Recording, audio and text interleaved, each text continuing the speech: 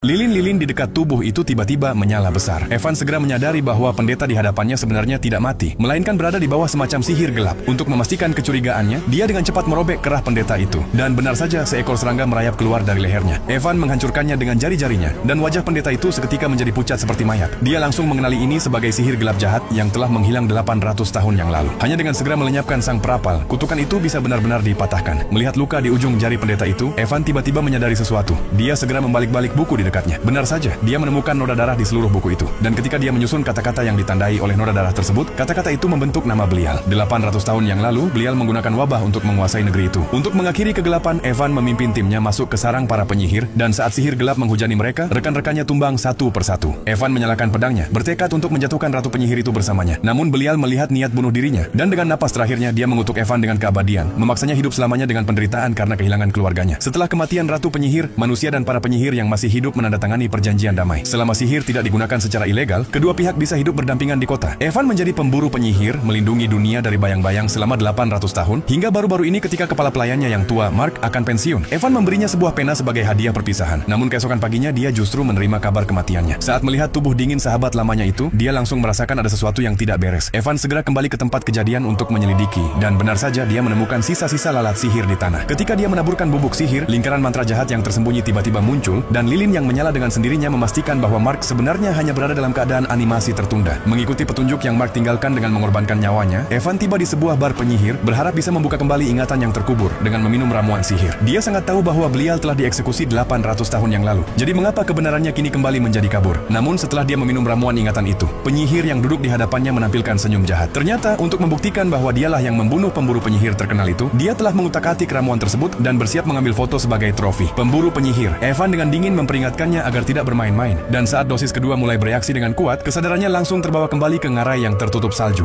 Di sana dia segera mengingat sebuah detail penting.